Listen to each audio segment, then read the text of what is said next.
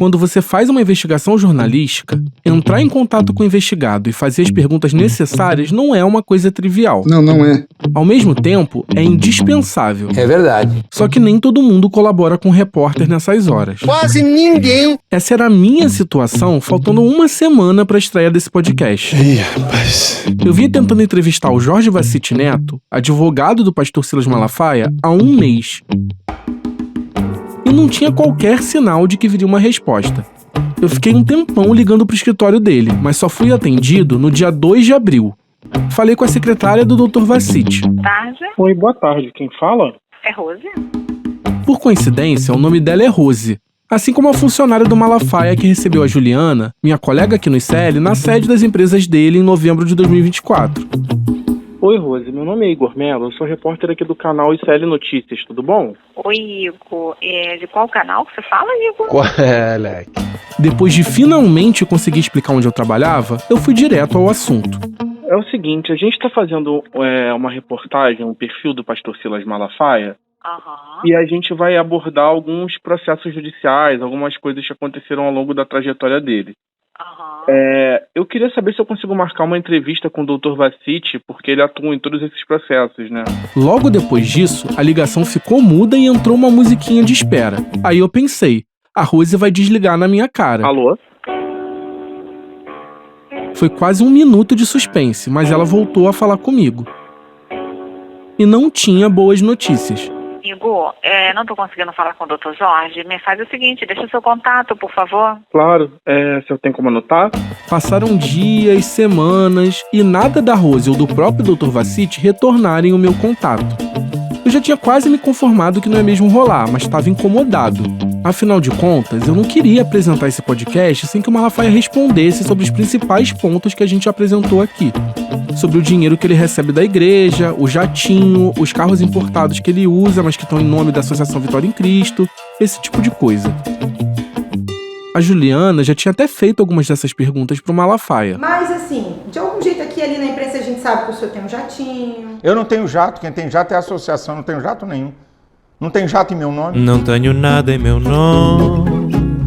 Só que eu descobri várias coisas depois da entrevista e também queria perguntar mais uma vez sobre o jato e outras histórias que a gente está tratando aqui. O meu prazo estava acabando. Então, no dia 30 de abril, eu liguei mais uma vez pro escritório do advogado. Era tudo ou nada. Quem fala? É Rose? Oi, Rose. Aqui quem tá falando é o Igor Mello. Eu sou repórter aqui do ICL Notícias. Tudo bem? Oi, Igor, tudo bem? Falei com você tem umas 2 semanas. Não sei se você lembra. Eu lembro sim. Com o meu prazo mais do que estourado, eu tinha que dar um jeito de conseguir uma resposta. Então eu resolvi pressionar. É que eu não tive nenhum retorno sobre o pedido de entrevista com o Dr. Vacite. Sei que o Dr. Jorge ele tá viajando, Igor. Talvez seja por isso que ele não teve oportunidade de te retornar. Com certeza.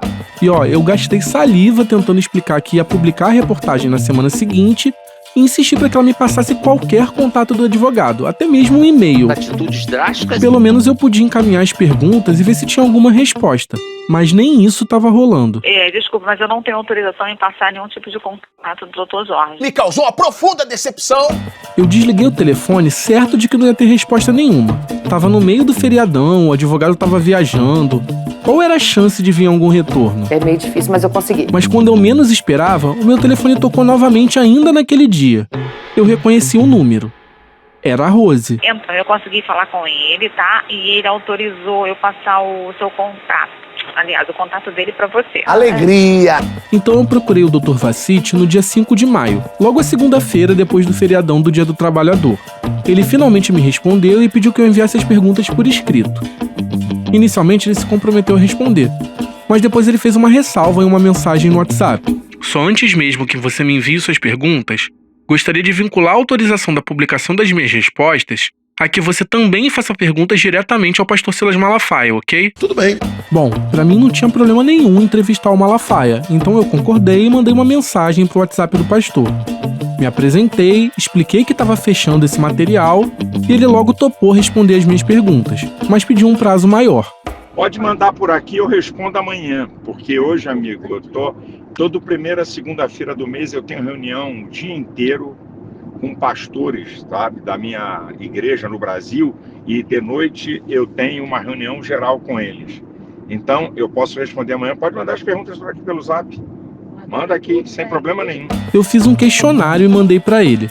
Ao todo, foram 11 perguntas abordando os principais pontos da investigação que deu origem a esse podcast.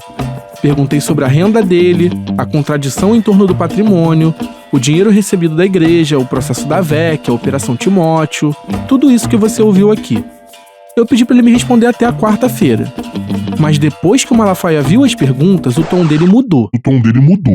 Ele abandonou a gentileza e já retrucou assim. Eu vou te responder. Agora, eu tô dando gargalhada aqui que eu vou deitar e rolar. Porque é tanta safadeza de mentira e de manipulação de informação, meu amigo, que eu já tô rindo aqui. Amanhã eu te respondo, não é quarta não. É amanhã. Rapaz, o que tem de mentira aqui, eu tenho que rir. Eu quero saber de onde vocês tiraram isso, cara. Quem deu essa informação? Você ouviu a mudança, né? Pode mandar as perguntas aqui pelo Zap. Manda aqui, sem problema nenhum. Ele prometeu me responder só na terça-feira, dia 6 de maio. Mas pelo jeito, ele não aguentou se segurar. Poucos minutos depois dessa resposta, o meu celular começou a apitar. Eram mensagens dele. 1, 2, 3, 5, 10... Foram 19 áudios no total. Galvão, diga latino. Sentiu! Sim, o Malafaia sentiu mesmo. Os áudios dele deixaram isso muito claro. E agora você vai ouvir detalhes do que o pastor me disse.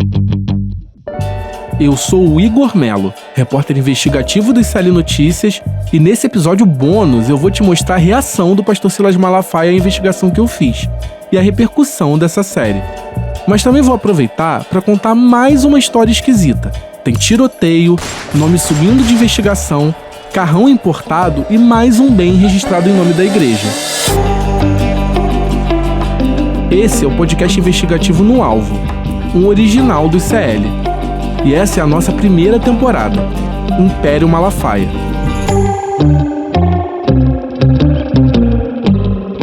Episódio 5. Fala que eu te escuto.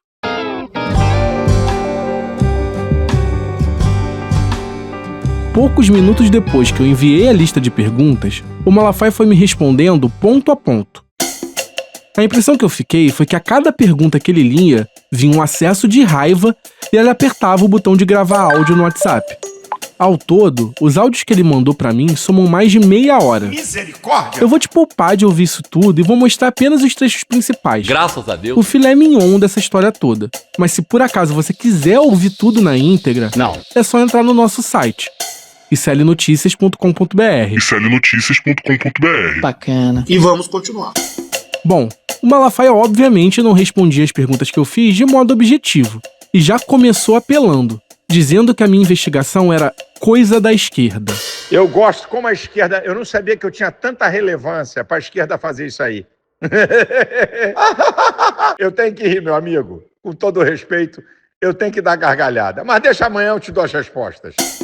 E aqui vai uma rápida aula de carioquês, vindo de alguém que tem lugar de fala, como você pode perceber pelo meu sotaque. Um carioca só usa a expressão com todo respeito quando ele tá prestes a te desrespeitar. Isso é tipo o famoso vai tomar no c... com todo respeito. E demorou só alguns minutos pro Malafaia começar a fazer isso comigo. Apesar de ter dito que só ia responder no dia seguinte, o pastor não se aguentou e começou a me bombardear com áudios 6 minutos depois. Eu tenho, na época disso aí, mais de 100 mil parceiros que contribuíam com o meu ministério. Você me perguntar quem é que mandou uma oferta para o meu ministério... Você vai perceber que o Malafaia cometeu muitos atos falhos ao longo desses áudios que você vai ouvir nesse episódio. Os 2 primeiros estão aqui. Depois da publicação do primeiro capítulo desse podcast, o Malafaia subiu nas tamancas para reclamar que eu chamei ele de dono de igreja. Mas ele fala que os parceiros eram do ministério dele. Curioso, não? Com certeza. Nesse áudio que você ouviu, ele estava falando das doações do advogado Jader Pazinato, um dos pivôs da Operação Timóteo. Naquele caso, o Malafaia foi investigado por uma doação de 100 mil reais. E eu ainda descobri que essa nem foi a única. Tinha mais uma doação de 20 mil reais para a Associação Vitória em Cristo. Essa história tá completa no episódio 3. Agora, vim me questionar porque eu falei que recebi só 100 mil, eu recebi.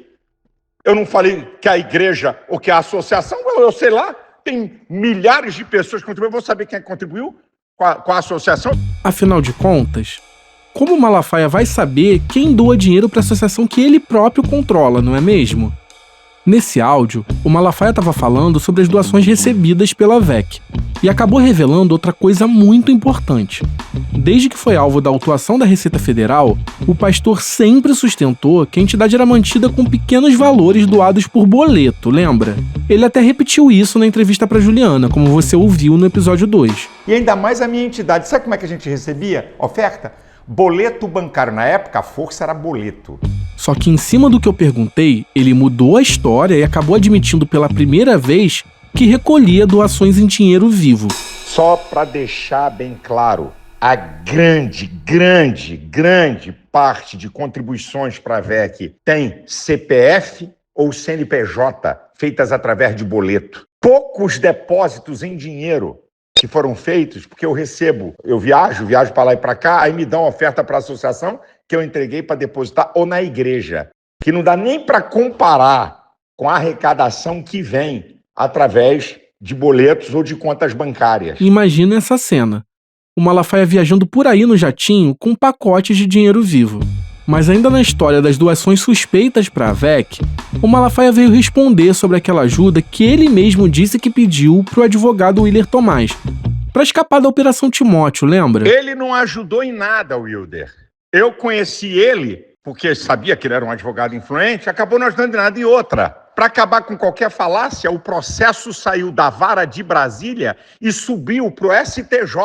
Então, conversa de delator de JBS, isso tudo é papo. Só que você mesmo ouviu da boca do próprio Malafaia a confissão de que ele pediu sim ajuda para o Willer Tomás. Eu vou relembrar aqui para você o que ele disse. Aí eu conheço o Willer, esse advogado, há algum tempo, antes do meu caso. Ele é um advogado grande, forte em Brasília, como é o meu advogado aqui no Rio Vacite. Eu falei, Willer, me ajude, isso é uma safadeza. Isso é que eu pedi a ele, porque é um cara de influência. Mas ninguém despachou nada a meu favor. Tá tudo aí parado. E só depois disso tudo é que o Malafaia finalmente respondeu pra mim sobre os bens de luxo registrados em nome da igreja e da associação. Tô falando do jatinho e do Jeep Commander que ele dirigia pelas ruas do Rio. Ô amigo, essa é uma pergunta sua que eu fico até com vergonha, mas vou ter que responder. Por que eu não registrei o avião em meu nome? Por que eu não registrei um Jeep Commander em meu nome? Porque não são meus. O que é meu está registrado em meu nome. O avião vale, hoje, $800 mil. 1985, um avião velhinho, que custou $1.400.000. Estou dando toda a dica para você. Aliás, o Malafaia definiu o jatinho executivo dele como um avião velhinho. Só que ninguém troca de avião de 2 em 2 anos como se fosse um carro popular. Esses $1.400.000 que o pastor pagou hoje são o equivalente a quase R$8 milhões. Nos áudios ainda tem outro detalhe importante sobre o uso do avião. O próprio Malafaia deixou escapar que é a VEC quem paga até o treinamento dos pilotos. Segundo ele, essa foi outra irregularidade apontada pela Receita Federal, embora isso não esteja na decisão do CARF que eu tive acesso. Porque eu paguei curso de piloto do avião da associação, todo ano tem que fazer, todo ano tem que ir para simulador e é no exterior. Porque eu paguei curso para uma garota, tudo bandidagem. Tá aí outro ato falho. Quem paga é o Malafaia, na primeira pessoa. Mas o avião é da associação e não dele? Assim fica difícil, né, pastor? Difícil de explicar, né? O mesmo vale pro Jeep Commander de uso pessoal dele, que foi registrado em nome da igreja. Olha o áudio que o Malafaia mandou logo em seguida. O avião está em nome da Associação Vitória em Cristo e o carro está em nome da igreja. Me diz qual é o pecado e qual é o erro. Que negócio é esse de riqueza? Agora vem outro ponto que deixou o Malafaia especialmente irritado. Ele não se aguentou com o fato da renda dele, inclusive o dinheiro que ele recebe da igreja, via público. Menos ainda com o fato de expormos a contradição entre a renda milionária que ele declarou ano após ano com um patrimônio que não aumentou um centavo no mesmo período. E outra, que conversa é essa que eu disse em 2016 da minha renda da Polícia Federal? Renda é sigilo, irmãozão. Só quem pode quebrar sigilo é um juiz. Que papo é esse? Que história é essa? Eu passei 7 anos, amigo, como pastor da minha igreja. Eu fiz um propósito de não receber salário durante 7 anos. Eu não achei nenhum vídeo do Malafaia falando sobre esse propósito de ficar 7 anos sem receber salário. E o pastor também não apresentou nenhuma prova disso. Longe de mim duvidar da palavra dele. Mas é curioso que esse propósito acabou em 2018, justamente quando a editora Central Gospel já estava à beira da falência e não tinha mais como distribuir lucros para o dono. Só aí o Malafaia passa a declarar o salário da igreja, de quase R$1 milhão por ano. Ele voltou a falar da renda em outro áudio logo depois. Eu tô vendo aqui, tô repassando aqui, que papo é esse que eu declarei renda milionária? Rapaz, tô repetindo pra você, se tem uma das coisas mais seguras é o sigilo bancário. Só quem quebra isso é juiz. Que papo é esse de minha renda milionária? Não faz isso não, cara. Faz essa história não. A minha renda não interessa pra ninguém, eu não devo satisfação a ninguém da minha renda. Como você já sabe, as declarações de imposto de renda do Malafaia foram disponibilizadas por ele mesmo em processos públicos que correm na justiça. Para finalizar esse lote de áudios, o Malafaia ainda quis bancar que nunca foi indiciado por lavagem de dinheiro. Olha aí o que ele disse. Rapaz, as minhas considerações finais, como eu fico indignado, como vocês da esquerda constroem uma narrativa mentirosa para incriminar as pessoas. Primeiro, eu não sou investigado nem em Operação Timóteo, nem na Receita por lavagem de dinheiro. Isso foi, na época, jornalistas esquerdopatas que disseram que eu estava sendo investigado por lavagem de dinheiro. Prova, desafio você e quem quiser provar. Pois bem, eu vou ter que ler alguns trechos do despacho de indiciamento assinado pelo delegado da Polícia Federal, Léo Garrido de Salles Meira, em 15 de dezembro de 2016. O documento tem 13 páginas e determina indiciamento de dezenas de pessoas. Na lista aparece assim: Silas Lima Malafaia, como incurso nas penas do artigo 1º da Lei 9.613 de 98. Essa lei citada é justamente a que tipifica o crime de lavagem de dinheiro. O artigo 1º, pelo qual Malafaia foi indiciado, diz assim: ocultar ou dissimular a natureza, origem, localização, disposição, movimentação ou propriedade de bens, direitos ou valores provenientes, direta ou indiretamente, de infração penal. Bom, fica aí o esclarecimento, né? Agora vamos avançar alguns dias. O primeiro episódio do podcast começou a circular na noite do dia 8 de maio. Na manhã seguinte, o pastor postou uma mensagem nas redes sociais dele. Ele dizia que só 4 dias depois, na segunda-feira seguinte, ele ia postar um vídeo desmascarando calúnias e difamações vergonhosas de um portal de esquerda, que apoia Lula e o PT. O PT é o PT! Eu e a Juliana estávamos ao vivo falando do trabalho no ICL Notícias primeira edição na hora em que ele postou a mensagem nas redes sociais. E aí a Juliana até convidou ele para responder ao vivo naquele mesmo dia. Mas eu queria deixar um recado pro Silas Malafaia aqui. A gente tá ao vivo aqui, pastor. O senhor fica à vontade, não precisa esperar até segunda-feira não. Se quiser, o senhor tem o nosso telefone, você tem o meu telefone, o telefone do Igor, o senhor pode chamar, a gente bota o senhor no ar e conversa abertamente sobre tudo que está publicado. Mas o Malafaia não respondeu o convite. Ele realmente deixou para gravar o vídeo que só foi ao ar na noite daquela segunda-feira.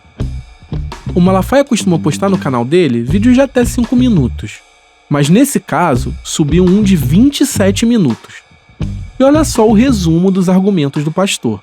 Canalha, bandido, bandida, vagabundo, cara. Você é canalha, eu sou um vagabundo, seu canalha. Esse lixo sejam tão canalha quanto eu sou vagabundo. Safado. Não adiantou o Malafaia gastar o francês dele nessa linda seleção de adjetivos. O pastor não conseguiu apontar um único erro nas informações que eu trouxe para você nesse podcast. A partir daí, o Malafaia decidiu ficar na dele e não tocou mais no assunto. Só depois do 4º episódio dessa série que ele recebeu uma defesa pública de algum figurão da extrema-direita. Ela veio do deputado federal Marco Feliciano, pastor evangélico e aliado do Malafaia há muitos anos. O Feliciano tentou emplacar a narrativa de que essa reportagem era um ataque ao povo de Deus. Para isso, foi usado mais uma vez o supertrunfo da perseguição religiosa, bem ao modus operandi do próprio Malafaia. Quando atacam um pastor, não é só um homem que está na mira. É a igreja, é o altar, é a fé, é a liberdade religiosa. Ele meteu essa. Você já sabe disso, mas só para deixar bem claro, esse trabalho aqui é sobre o cidadão Silas Malafaia, sobre os bens dele e sobre a atuação política dele usando a posição como pastor. Mas vamos fechar essa série com algo mais interessante.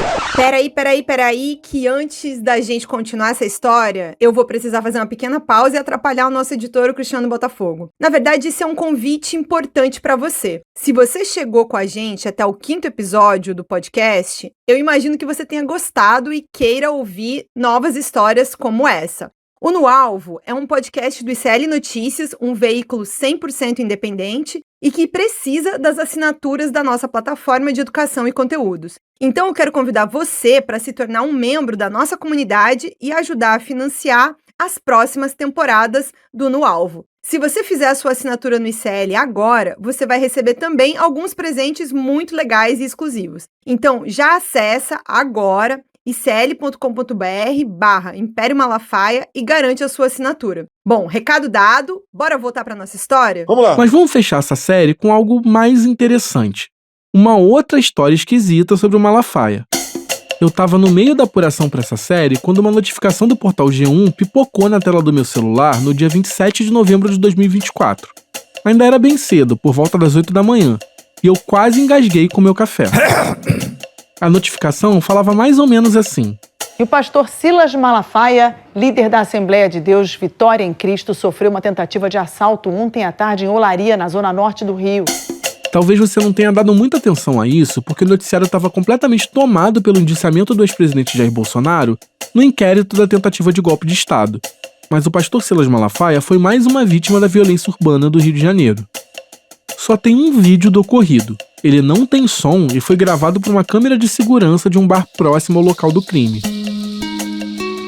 Então eu vou descrever para você o que ele mostra nesses poucos segundos em que tudo aconteceu. O Malafaia estava na rua Professor Plínio Bastos, em Olaria, na zona norte do Rio. Ele estava dirigindo uma BMW 530e preta. O sedã de luxo chegou ao Brasil custando a bagatela de R$575 mil. No caso do pastor, o custo foi ainda maior, já que o carro dele é blindado. Segundo os registros que eu obtive, esse é o primeiro carro importado que o Malafaia registrou no próprio nome. De repente, uma SUV fecha a BMW do Malafaia e 4 homens descem correndo. Dá pra ver que alguns deles estão armados. Os assaltantes chegam a tentar abrir a porta do motorista e a do carona, mas não conseguem entrar. Eles não contavam com duas coisas. A primeira era que a BMW do Malafaia era blindada, e a segunda é que ele era seguido de perto por um grupo de seguranças. Num instante, 4 homens descem armados de um Toyota Corolla que estava imediatamente atrás da BMW do Malafaia. Eram 3 PMs e um policial penal. Eles atiram na direção dos criminosos, que fogem de volta para o carro onde eles estavam. No meio desse caos, as pessoas que passavam pela rua saem correndo tentando em puro desespero se esconder. Na reação, um dos assaltantes foi baleado pelos seguranças do Malafaia. Ele conseguiu fugir do local, mas acabou sendo preso horas depois ao ser internado em um hospital. E uns seguranças um pouco preparados saíram do carro de trás ali e pregaram fogo nos bandidos. Olha que delícia, ó. Deixando de lado a empolgação mórbida do Joel da Atena no Brasil Urgente daquele dia, tudo caminhava para ser mais uma cena de violência que infelizmente faz parte do cotidiano do carioca. Isso até a história virar investigação. Os documentos oficiais sobre esse caso relatam uma história completamente diferente do que eu te contei até agora. É uma verdadeira realidade paralela. O registro de ocorrência foi feito na 22ª Delegacia de Polícia. Ela fica na Penha, justamente o bairro onde a igreja do Malafaia está sediada. No documento, o nome do pastor, que é a vítima do assalto, simplesmente desapareceu. Os investigadores do caso contaram informalmente a vários jornalistas que os policiais confessaram ser seguranças do Malafaia ainda na cena do crime. Só que os servidores da segurança pública são proibidos de fazer esse tipo de bico. Então, na delegacia, eles magicamente deixaram de ser seguranças do Malafaia. Na versão que deram oficialmente, os seguranças relataram que estavam na cena do crime apenas por acaso. Assumiram o risco de se envolver em uma troca de tiros e atiraram nos assaltantes não por serem pagos pelo Malafaia para isso, mas sim por algum tipo de compromisso cívico. Os policiais afirmaram que estavam a bordo do Toyota Corolla e sofreram uma tentativa de assalto depois de os ladrões não conseguirem roubar a BMW do pastor. Um dos policiais até se apresentou como o dono do Toyota Corolla onde os 4 seguranças estavam. Só que tem um detalhe que eles não revelaram. Esse Corolla não pertence a nenhum deles. Ele está registrado em nome da Igreja do Malafaia, a Assembleia de Deus Vitória em Cristo. Eu tô passada, chocada. No dia do assalto, o Malafaia mudou o hábito dele e não respondeu às mensagens dos jornalistas como normalmente faz. Um dos criminosos foi baleado, foi pro hospital preso, e aí não teve nenhum ferimento, o pastor Silas Malafaia não quis se manifestar. Eu consegui apurar que um dos policiais envolvidos no tiroteio é dono de uma empresa de segurança, que aliás oferece serviços personalizados para igrejas. Tem várias perguntas em aberto nessa história. Por exemplo, quem paga os seguranças? É a igreja ou é o próprio Malafaia? Resta saber se a corregedoria da PM vai ter interesse em investigar esse caso. Até porque o fato do Silas Malafaia usar policiais como seguranças não é novidade para ninguém. O próprio pastor já falou disso uma série de vezes. Essa aqui foi um culto em janeiro de 2017. No dia anterior, o apóstolo Valdomiro Santiago, dono da Igreja Mundial do Poder de Deus, tinha sofrido um atentado dentro da igreja. O líder evangélico levou uma facada no pescoço durante um culto. É fácil falar dos outros. Quem é ameaçado sou eu, não é você. Por isso que eu ando com policiais. Quando o culto acaba, eles me cercam aqui. Eu não sei. Não, pelo sim, pelo não, o Malafaia fez questão de enfatizar a competência dos seguranças dele quando o assunto é matar. E não vem não, porque vai morrer. Tô falando, não vem não, porque vai morrer. Porque os caras aqui não erram. Não vai sobrar nada. Se tem algum perturbado, tô avisando. Quer morrer? Então tenta. Só gente da pesada, especialista no que faz, sabe? Eu até tentei procurar o Malafaia para ter um posicionamento do pastor sobre esse episódio do assalto, mas eu não consegui, porque depois dessa enxurrada de áudios ele simplesmente me bloqueou no WhatsApp. Ih, rapaz. Essa foi a primeira temporada do podcast investigativo No Alvo, um original do ICL. A gente vai ficar de olho para acompanhar os próximos passos do Império Malafaia, para saber se as autoridades vão dar sequência às várias histórias mal explicadas que você ouviu ao longo dessa série sobre um dos pastores mais influentes do Brasil. Você que chegou até aqui, ativa as notificações e fica de olho. Quando você menos esperar, a gente vai aparecer com novidades. Até a próxima. Império Malafaia é uma produção do ICL Notícias. O podcast tem roteiro, pesquisa e apresentação feitos por mim, Igor Melo. A reportagem foi feita por mim e pela Juliana Dalpiva. A trilha original é da Estela Nesrini e do Amon Medrado. A edição de áudio é do Cristiano Botafogo. A captação de áudio e imagens é do Caio Salles. O design é da Paula Vilar e do João Brise. A gerência de produção é da Renata Neto.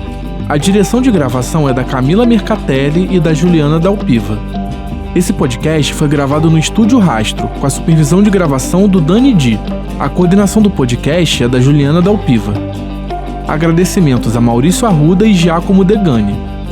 Esse episódio usou áudios do canal Cortes do Galvão Bueno no TikTok, do ICL Notícias Primeira Edição do ICL, do canal de Silas Malafaia no YouTube, do perfil de Marco Feliciano no X, do RJTV da TV Globo, do Brasil Urgente da Band e do canal da Advec no YouTube.